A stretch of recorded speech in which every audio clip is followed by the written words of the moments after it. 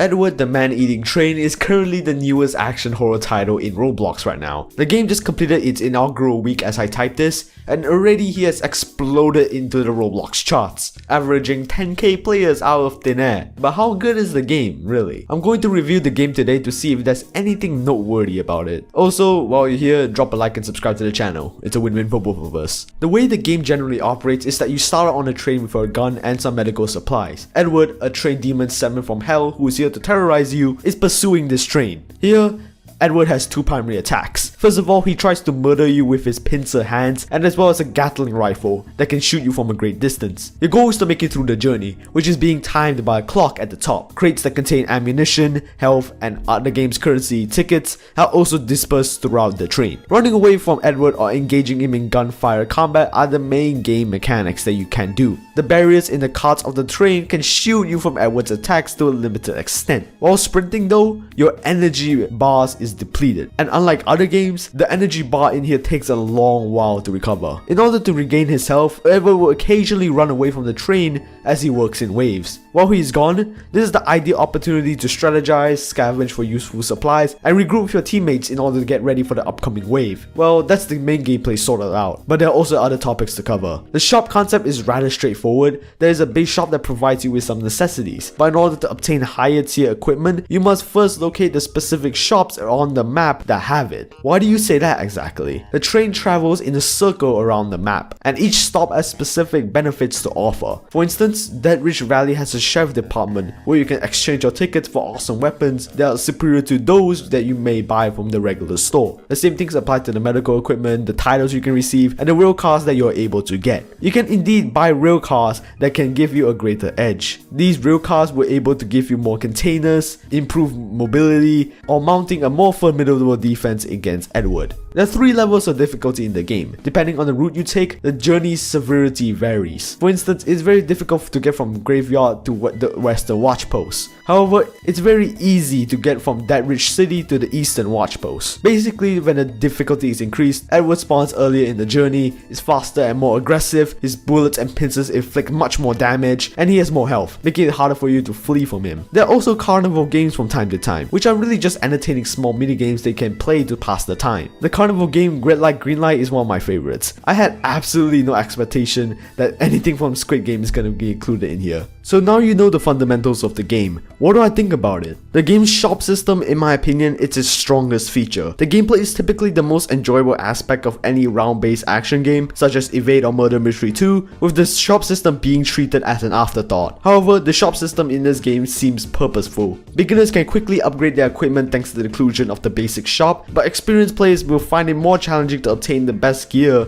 thanks to the map system, which I think is a really nice touch. It's a very original viewpoint, and in my opinion, the game's best feature. Although not particularly unique in of itself, the primary gameplay is built upon a sound idea. You never stop playing this game actually. You run around quite a bit. It's a very frantic game that encourages a lot of teamwork to succeed, whether you run, shoot, or hide. Honestly, because of how well the teamwork aspect can be done in this game, it's perfect for groups of like 4 to 5 players. Edward's mechanics feel very fair. They feel very well implemented, and when you lose and die to Edward, it doesn't feel unfair at all. In this game, there's no luck. If you die, it was your own fault. The fact that you won't get bored in any stage of the game while playing it is, in my opinion, one of its biggest strengths. There is always some work to be done, whether it's buying a rail car, or fighting off against Edward, or just chatting with friends. There's always something that keeps you on your toes in this game. Even though Edward only has 2 attacks, the fundamental gameplay of running around and indestructible rail cars make fighting him seem very dynamic. The minigames are also a welcome addition, and the innovative shop system encourages you to explore different parts of the map to find them. The game, in my opinion, needs a lot of refinement. In contrast to many other more well-known games, Edward appears clumsy and unprofessional. The view model doesn't look at all filled out, and the gunplay feels rigid as hell rather than flowing and beautiful. Edward's gunplay is nothing compared to games like Phantom Forces or Arsenal, where the games feel fluid. The game's building component is passable, but not particularly anything that's special. And as well, why do rail cars have cameras surrounding them? Why is the spectate built like this? When you have to look through rail cars to see the action, it can be difficult to find the players. I believe that it would be more effective to switch from the spectator's perspective